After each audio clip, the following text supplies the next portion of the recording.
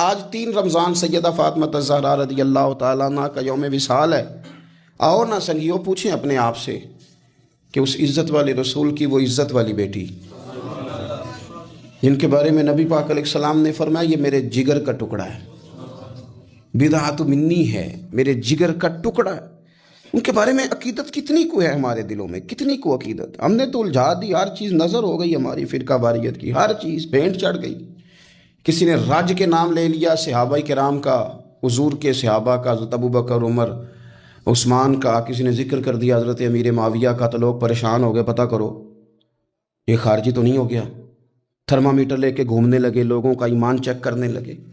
اور اگر کسی نے رج کے ذکر کیا سیدہ فاطمہ کا، حسنین کریمین کا، تو پریشان ہو گئے، معلوم کرو رافضی تو نہیں ہو گیا۔ امام شافعی سے کسی نے کہا بڑا ذکر کرتے ہیں حضور کی اولاد کا، رافضی تو نہیں ہو گئے؟ آپ فرمانے لگے اگر حضور کی اولاد سے پیار کرنے والے کو رافضی کہتے ہو تو مجھے کہو، میں رافضی کہلانے کو تیار ہوں۔ کہو نا جے کر یار دے نام دا ملے میں نہ انہوں چولی پا لئیے پنجے سٹیے نا، کرو تم نے تو یہ چھوڑ دیں کہ کوئی کیا کہے گا۔ آپ یہ بتائیں کہ دل کیا کہتا ہے، خوب پیار کریں عزت والے رسول کی عزت والی بیٹی۔ حضور کی 4 بیٹیاں، سیدہ فاطمہ سب سے چھوٹی ہیں۔ ایک تو چھوٹی تھی اس لیے بڑی پیاری تھی، دوسرا وقت زیادہ گزارا، بڑی صاحبزادیاں شادی پہلے ہو گئی، اپنے گھروں کو رخصت ہو گئی، تیسرا حضور نے نکاح کر کے انہیں رکھ بھی اپنے پاس ہی لیا، اور چوتھا حضور کی نسل بھی سیدہ فاطمہ سے چلی۔ حضرت فاطمہ الزہرا کے ساتھ حضور کا خاص پیار، دوستو خاص دلچسپیاں، خاص محبتیں۔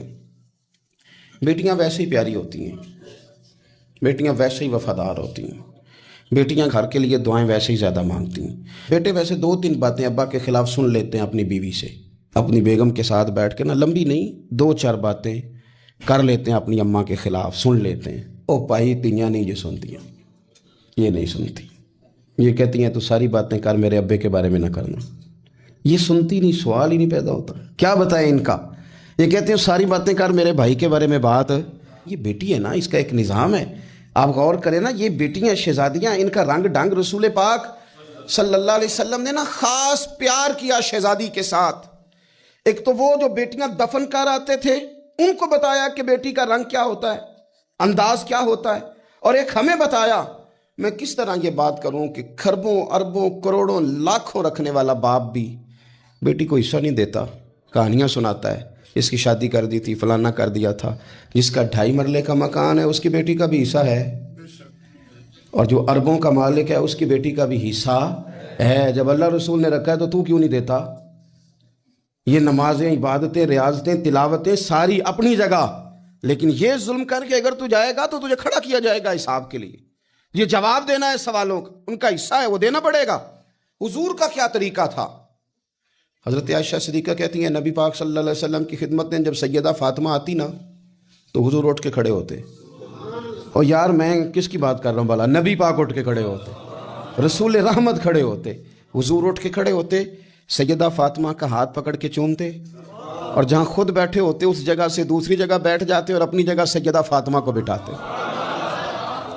اتنی شانیں، اتنا، اور صحابہ کہتے ہیں مختلف انداز میں حضور نے ہمیں سمجھایا کہ سیدہ پاک کا مقام کیا ہے، مختلف اندازوں میں حضور نے سمجھایا، مختلف مواقع پہ ہمیں بتلایا کہ ان کے ساتھ تمہارا رشتہ عقیدت کا، احترام کا ہمیشہ رہنا چاہیے۔ امت تک پیغام پہنچاتے ہیں کہ میری شہزادی کا یہ مقام ہے۔ حضرت مولا علی نے نا ارادہ کر لیا دوسری شادی کرنے کا، پیغام نکاح آیا انہیں، میں نے کہا کہ آپ سمجھیں کہ یہ غیر معمولی لوگ ہیں، ان کا جو مقام اور مرتبہ ہے نا یہ دین ہے، دین۔ ہمیں کیوں یہ چیزیں سکھائی گئیں، کیوں بتلایا گیا؟ تاکہ ہمارے دلوں میں قدر رہے کہ یہ بڑے لوگ ہیں۔ حضرت علی نے ارادہ کیا اب سب کے لیے جائز ہے دوسری شادی کرنی، اور خیر ہمارے جو مرد حضرات ہیں انہوں نے تو بڑا ٹھیک ٹھاک کر کے انہوں نے فتویٰ یاد کیا ہے کہ مرد کے لیے 4 بیویاں رکھنا جائز ہے۔ اگلی بات بھی ہے، اگر انصاف کر سکے تو، اگر عدل کر سکے تو، یہ اتنی سی بات نہیں ہے صرف کہ 4 رکھنا۔ قرآن مجید نے جہاں اجازت دی ہے نا 7 شرط لگائی ہے، حقوق ادا کرے، ان کے بیچ عدل کرے، عدل نہ کر سکے تو پھر 4 جائز ہے۔ پوری بات بیان، ہم اپنی اپنی مرضی کا لیتے ہیں نا مسئلہ، اگلی بات نہیں اس پہ بات کریں گے، بھائی اتنا ٹھیک ہے 4 جائز ہیں، بھائی آگے بھی بڑھو نا، آگے کیا ہے؟ آگے یہ ہے کہ اگر تم عدل کر سکو تو سب کے لیے جائز تھا، ہر ایک نے شادیاں کی تھی، حضور نے بھی نکاح کثرت سے کیے، حضرت علی کو بھی پیغام نکاح آیا۔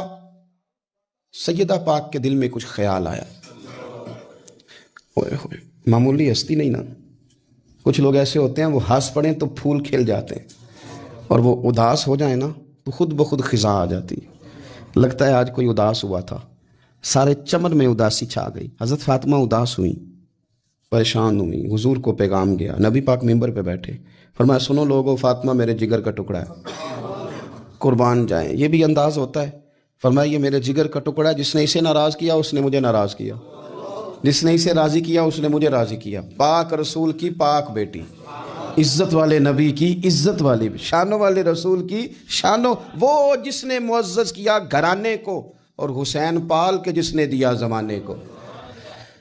حضرت علی شیر خدا رضی اللہ تعالیٰ عنہ کہتے ہیں میں حاضر بارگاہ ہوا، حضور آپ جیسے حکم کریں، تو حضور نے فرمایا سب کے لیے جائز ہے دوسرا نکاح کرنا، پر جب تک میری بیٹی موجود ہے علی تیرے لیے جائز نہیں، تو نہیں کر سکتا دوسرا نکاح۔ یہ اعزاز ہے سیدہ فاطمہ کا، یہ اعزاز ہے۔ کیوں بھلا؟ اس کی ایک وجہ تو یہ تھی کہ سیدہ جلدی چلی گئی تھی دنیا سے، کل عمر 28 سال پائی ہے سیدہ فاطمہ، کل عمر 28 سال، 28 سال۔ کچھ لوگ ایسے ہوتے ہیں جو رب کو بھی بڑے پیارے ہوتے ہیں، دھرتی پہ بسنے کے لیے لمبا وقت گزارنے کے لیے وہ نہیں آتے، وہ تو اپنا کردار ادا کرتے ہیں، اپنا کام کرتے ہیں اور وہ رخصت ہو جاتے ہیں۔ کل عمر 28 سال، 21-22 بھی لکھی ہے لوگوں نے، 28 سال عمر مبارک پائی سیدہ پاک، دنیا سے رخصت ہو گئی۔ حضور صلی اللہ علیہ وسلم کا خاص پیار۔ میں آپ کو ایک بات عرض کروں، انہوں نے نا وہ ساری تکلیفیں حضور کے ساتھ اٹھائیں جو دین کے رستے میں نبی پاک کو آئی تھی، وہ ساری۔ ہمارے ہاں نا اب ایک بیماری ہے، بیٹی سے بات نہ کرو ٹینشن لیتی ہے، اماں کو نہ بتانا پریشان ہو جائے گی، فلانے سے نہ بات کرنا۔ کیوں؟ حقیقتوں کا سامنا کرنا چاہیے، کیا مطلب ہے اس کا؟ حقیقت اور ہوتی ہے، ٹینشن اور ہوتی ہے۔ اب حقیقت کا سامنا کریں، حقیقت بچوں کو سکھائیں، بچوں کو وہاں لائیں کہ وہ حقیقت کے عادی بنیں۔ حضور حقائق بتاتے، حقائق۔ بخاری مسلم میں مشکات میں حدیث ہے، حضرت عائشہ صدیقہ رضی اللہ تعالیٰ عنہ ام المومنین فرماتی ہیں حضور نے وصال سے کچھ دن پہلے حضرت فاطمہ کو بلایا اور فرماتی ہیں قربان جاؤں حضرت فاطمہ چلتی بھی اس طرح تھی جو حضور کا طریقہ تھا، بولنا بھی اسی طرح کا تھا جو نبی پاک کا بولنا تھا، رفتار میں گفتار میں حضور کے مشابہ۔ وہ تشریف لائیں، حضور نے قریب بٹھایا اور کان میں راز کی بات کی۔ اس کا مطلب ہے کچھ باتیں بیٹیوں سے بھی راز کی کر لینی چاہیے۔ بھائی آپ غور کریں گے اور سمجھیں گے کہ بیٹی سے بھی کبھی کوئی راز کی بات کر لیں۔ حضور نے بلایا اور پھر کان میں کو بات کی، کان میں نبی پاک صلی اللہ علیہ وسلم نے، تو حضرت فاطمہ رونے لگی۔ پھر حضور نے کان میں کو بات کی تو مسکرانے لگی۔ حضور تشریف لے گئے، سیدہ عائشہ صدیقہ رضی اللہ تعالیٰ عنہ فرماتی ہیں میں نے حضرت فاطمہ الزہرا سے کہا کہ فاطمہ کیا کہا حضور نے؟ تو فرمانے لگی میرا اور میرے نبی پاک کا راز ہے، آپ کو میں کیوں بتاؤں؟ تو حضرت سیدہ عائشہ صدیقہ کہتی ہیں میں خاموش ہو گئی۔ کچھ دنوں کے بعد حضور کا وصال ہو گیا، سرکار نے وصال فرمایا تو کچھ دن گزرے تو میں نے کہا فاطمہ میرا تم پر حق ہے، میں تمہاری ماں ہوں، میرا حق ہے۔ اس حق کی وجہ سے میں کہتی ہوں مجھے وہ بتا دو، وہ کیا بات تھی کہ پہلے تم روئی پھر تم ہنسی؟ تو میں نے کہا حقیقتوں سے آگاہ کریں۔ نبی پاک صلی اللہ علیہ وسلم کی شہزادی فرمانے لگی اماں جی حضور نے میرے کان میں کہا تھا کہ فاطمہ ہر رمضان میں جبریل امین ایک قرآن پاک مجھے سناتے تھے، ایک میں انہیں سناتا تھا، اس سال جبریل نے 2 سنائے ہیں۔ فاطمہ مجھے لگتا ہے تیرے باپ کے جانے کا وقت آ گیا ہے، اب میری رخصتی ہے، مصیبت آئے تو صبر کرنا، مشکل پڑے تو حوصلہ کرنا، اپنے آپ کو اپنے رب کریم کے سپرد رکھنا۔ کہتی ہیں جب یہ بات حضور نے بیان کی تو میں رو پڑی، اور پھر نبی پاک نے میرے کان میں کہا فاطمہ میرے بعد جو سب سے پہلے مجھے آ کے ملے گی نا وہ تم ہی ہو، اور یہ بھی یاد رکھنا تم جنتی عورتوں کی سردار ہو۔ فرماتی ہیں یہ بات سنی تو میں مسکرا دی۔ 6 ماہ گزرے حصول کے بعد تو سیدہ فاطمہ کا وصال ہو گیا، صرف 6 ماہ، پورا سال نہیں، 6 ماہ گزرے۔ حضرت فاطمہ الزہرا رضی اللہ تعالیٰ عنہ کے بارے میں سیدہ عائشہ صدیقہ کہتی ہیں ایک بات میں نے حضرت فاطمہ میں جو سب سے بڑھ کے دیکھی، جتنی باتیں میں عرض کر رہا ہوں نا یہ ساری ہم نے اپنے گھروں میں اپنی بیٹیوں کو سکھانی ہے، ان کو حقیقت سے آشنا کریں، حقیقت سے۔ یہ چھپانا اور یہ کہنا ہو یہ فلانا بچہ ڈر جائے گا، یہ گھبرا جائے، وہ پھر ساری زندگی ڈرے گا۔ بچوں کو بزدل نہ بنائیں، ان کو سکھائیں کہ آپ نے آنے والی مشکلات کا مقابلہ کیسے کرنا ہے۔ ایک بات خاص کر کے مسند ابو یعلا میں سیدہ طیبہ طاہرہ حضرت عائشہ صدیقہ رضی اللہ تعالیٰ عنہ فرماتی ہیں میں نے نبی پاک علیہ السلام کے بعد جس کو سب سے زیادہ اور سب سے بڑھ کر سچ بولتے دیکھا ہے وہ سیدہ فاطمہ الزہرا ہیں۔ میں نے کبھی ان کی زبان سے جھوٹ نہیں سنا، خدا را ماؤں کو میرا یہ پیغام دیں، ان سے کہیں بچوں کو سچ بولنا سکھائیں۔ والد سے میری گزارش ہے بچوں کے سامنے کوئی بہانہ نہ کریں، انہیں 1% بھی یہ نہ پتہ چلے کہ آپ جھوٹ بول رہے ہیں، 1% بھی کوئی بہانہ بازی نہ سکھانا انہیں، ورنہ وہ تمہارے ساتھ دھوکہ شروع کر دیں گے۔ وہ کالج نہیں جائیں گے پر تمہیں کہیں گے میں گیا تھا، وہ سکول نہیں جائیں گے اور تمہیں کہیں گے میں گیا تھا، وہ تمہارے ساتھ دھوکہ کریں گے، وہ تمہاری دولت غلط جگہ استعمال کریں گے۔ ان کے سامنے کوئی جھوٹ نہ بولنا، کوئی بہانہ نہ کرنا، ورنہ تمہیں پتہ ہی نہیں چلے گا ماحول کتنا خراب ہو گیا، عدم اعتماد گھروں میں خاندانوں میں آئے گا، تباہی اتر جائے گی۔ خبردار بچوں کے سامنے کبھی بھی انہیں سچ کی عادت ڈالیں۔ حضرت عائشہ کہتی ہیں میں نے سیدہ فاطمہ سے بڑا کسی کو سچا، اس کا نتیجہ نکلا نا کہ امام حسن سے بڑا سچا کوئی نہیں، امام حسین سے بڑا سچا کوئی نہیں، سیدہ زینب سے بڑا سچا بھی۔ پھر سچ آگے منتقل ہوا۔ ایک حدیث برسبیل تذکرہ ابو داؤد شریف میں موجود ہے، حضرت عبداللہ ابن عامر رضی اللہ تعالیٰ عنہ فرماتے ہیں میں چھوٹا سا تھا، نبی پاک صلی اللہ علیہ وسلم ہمارے گھر تشریف لائے تو میری ماں نے مجھے کہا، چھوٹا سا تھا، مائیں کہتی ہے نا بیٹے یہ دیکھو میں چیز دیتی ہوں ادھر آؤ، حالانکہ کئی دفعہ مٹھی خالی ہوتی، تو میری اماں نے مجھے کہا بیٹے ادھر آؤ میں کچھ چیز دیتی ہوں۔ کہتے ہیں جب میری ماں نے یہ کہا تو حضور فرمانے لگے کچھ دینے لگی ہو؟ کہنے لگی ہاں یا رسول اللہ میرے پاس کھجوریں ہیں۔ چھوٹے بچے کے ساتھ ماں بات کر رہی ہے تو حضور فرمانے لگے اگر تمہارے ہاتھ میں کھجوریں ہیں تو پھر تو ٹھیک ہے، اور اگر نہ ہوتی تو تمہارے ذمے ایک جھوٹ لکھ دیا جاتا۔ یہ نہیں تم کہہ سکتے وہ تو بچہ ہی تھا، بچے سے کنایا توریہ بعضوں کا جائز رکھا ہے، کر دیتے ہیں، ہو جاتا ہے، یہاں تک تو ٹھیک ہے، لیکن اس کے ساتھ جھوٹ بول دینا کہ میں فلاں چیز میرے پاس ہے دینے لگا ہوں، یہ درست نہیں ہے۔ بھائی خدا را سچ کا مزاج اگر گھروں میں آئے نا، سچ کا مزاج، تو پھر بیٹے عبد القادر جیلانی غوث پاک جیسے بنا کرتے ہیں۔ اگر مزاج سچ والا آئے تو وہ طالب علم بن کے بھی کبھی جائیں تو کئی چوروں کی توبہ کرا کے مدرسے داخل ہوا کرتے ہیں۔ شرط یہ ہے کہ سچ کا مزاج اپنے گھر میں۔ دوسری بات یہ کہ حضرت فاطمہ الزہرا نے نا فطرتی زندگی جی کے ہمیں دکھائی۔ وہ گھر کے اندر جھاڑو دیتی تھیں، آٹا گوندتی تھیں، روٹیاں پکاتی تھیں، چکی پیستی تھیں، سنو میں کیا کہہ رہا ہوں، لیپا پوتی کرتی تھیں، بچوں کی سارے کام اپنے ہاتھوں سے کرتی تھی، شوہر کی خدمت کرتی تھی، اور پھر ساری رات مصلے پہ بھی بیٹھتی تھی۔ سارے کام سیدہ فاطمہ، حضرت اسماء بنت ابی بکر صدیق، حضرت صدیق اکبر کی بیٹی ہیں، امیر باپ کی بیٹی ہیں۔ لیکن حضرت زبیر بن عوام حضور کی پھوپھی کے بیٹے کے ساتھ نکاح ہوا تو کہتی ہیں ان کے گھر میں کوئی خادم نہیں تھا، میں سارے کام کرتی تھی، میں ان کے گھر کے کام بھی کرتی تھی، میں کنویں سے پانی بھر کے بھی لاتی تھی۔ حضرت یہ آپ کو بخاری میں حدیث ملے گی، حضرت اسماء بنت ابی بکر صدیق فرماتی ہیں کہ انہوں نے اونٹ رکھا ہوا تھا اور ملازم کوئی نہیں تھا، خادم اور غلام کوئی نہیں تھا، تو میں ان کے اونٹ کو چارہ بھی ڈالتی تھی، میں سارے کام کرتی تھی۔ بیٹی گھر کے کام کرنے سے بھی کبھی کمزور ہوتی ہے۔ آج کل وہ لبرل ہے نا، موم بتی مافیا، وہ پوچھتا ہے جی کہاں لکھا ہے بی بی گھر کے کام کرے، گھر کس کا ہے؟ ویسے تو وہ کہہ رہی ہے میں کسی کی مداخلت بھی پسند نہیں کرتی، میرے گھر میں آ کے نند بات نہ کرے، تب تو وہ کہہ رہی ہے کہ میرے گھر میں مداخلت بھی کوئی نہ کرے، اور جب کام کرنے کی باری آئی ہے تو کہتے ہیں کس حدیث میں لکھا ہے؟ بالکل نہیں کسی حدیث میں لکھا، اس میں کوئی شک نہیں، لیکن یہ ضرور لکھا ہے کہ مدینے والے کی صاحبزادی اپنے گھر کے کام کرتی تھی۔ یہ ضرور لکھا ہے کہ صدیق اکبر کی وہ صاحبزادی کہ جن کو نبی پاک صلی اللہ علیہ وسلم کی غار ثور میں روٹی پہنچانے کا شرف حاصل ہے، وہ گھر کے سارے کام کرتی، اپنے خامند کے جانوروں کی بھی خدمت کرتی تھی، یہ ضرور لکھا ہے۔ یہ سیرت اپنائیں۔ پھر حضرت فاطمہ رضی اللہ تعالیٰ عنہ نے نا 3 سال قید بھی کاٹی ہے شیب ابی طالب میں حضور کے ساتھ، پتے کھا کے بھی گزارا کیا۔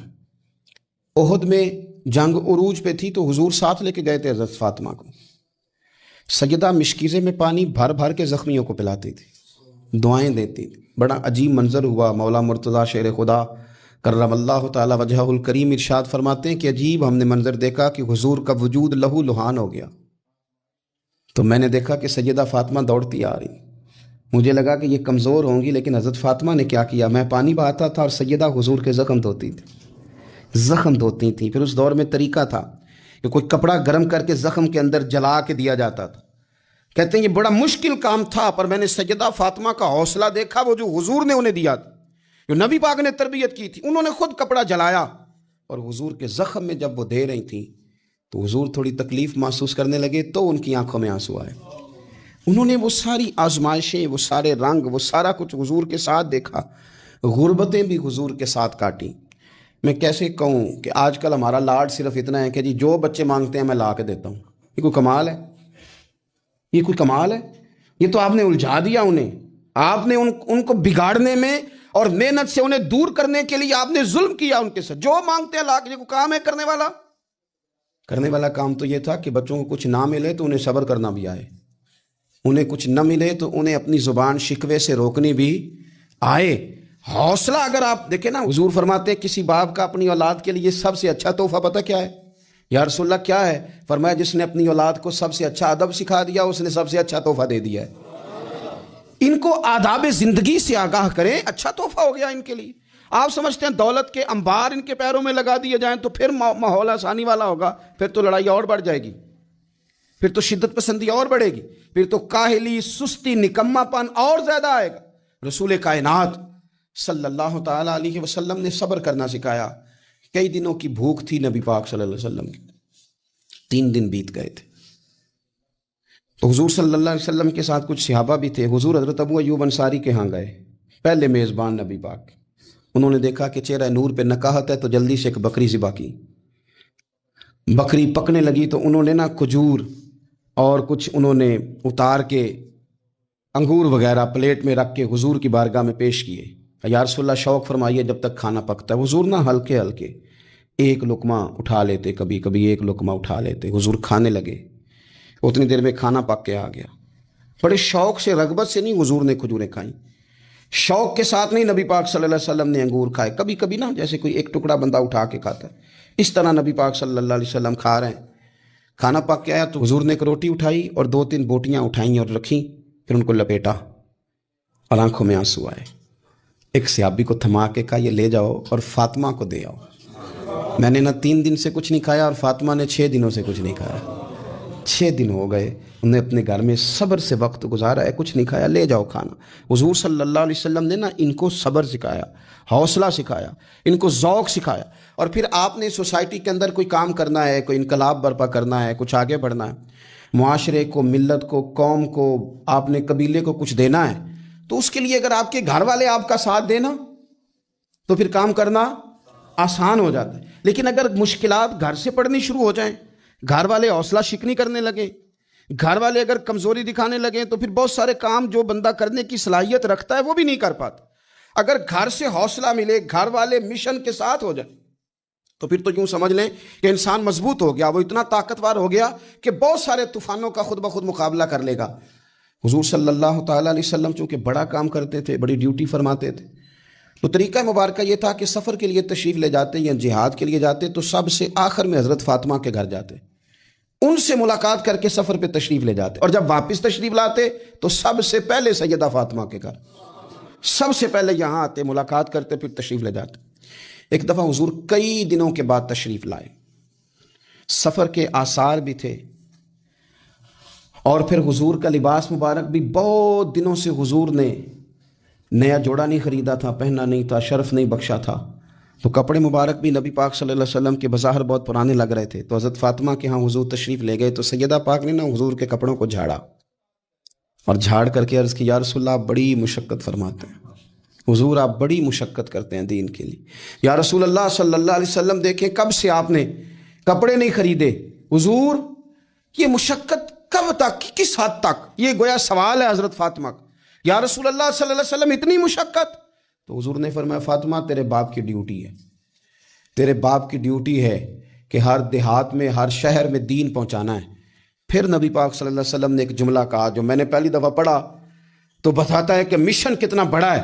نبی پاک صلی اللہ علیہ وسلم نے فرمایا فاطمہ جہاں تک رات پہنچتی ہے وہاں تک ہم نے اللہ کا دین بھی پہنچانا ہے۔ جہاں تک رات آتی ہے جہاں جہاں رات پہنچتی ہے وہاں تک رسول کریم کا دین بھی پہنچے گا۔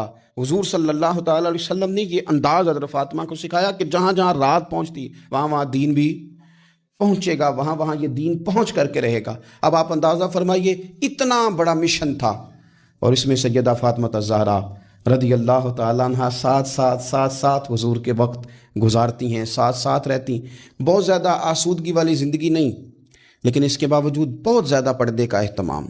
با پردہ عورت کون ہوتی ہے؟ جو برقع پہنے اور سارا گھوم کے واپس آ جائے۔ برقع اس نے پہنا، نقاب اس نے کر لیا، اب جہاں دل کرے جائے، نہیں، یہ بھی با پردہ ہے، اس پر بھی کوئی الزام نہیں۔ لیکن جو اصل با پردہ عورت ہے وہ کون ہے؟ جو گھر سے صرف ضرورت کے لیے نکلے، صرف مجبوری کے لیے گھر سے باہر جائے، ورنہ اپنے گھر سے وہ عورت با پردہ ہے۔ ایک دن نبی پاک صلی اللہ تعالیٰ علیہ وسلم نے صحابہ سے پوچھا نا، بتاؤ مجھے دنیا میں سب سے بہترین عورت کون ہوتی ہے؟ لوگوں کا اپنا اپنا رویہ ہوتا ہے۔ کچھ کا خیال تھا کہ جو قرآن پاک کی حافظہ ہو، کچھ کا خیال تھا عالمہ فاضلہ ہو، کچھ کا خیال تھا کہ بچوں کی تربیت ٹھیک کرنے والی ہو، دین جس نے بچوں کو سکھایا وہ بہتر ہے۔ سب اپنے اپنے انداز میں بات کرتے ہیں، لیکن حضور نے فرمایا تم نے میری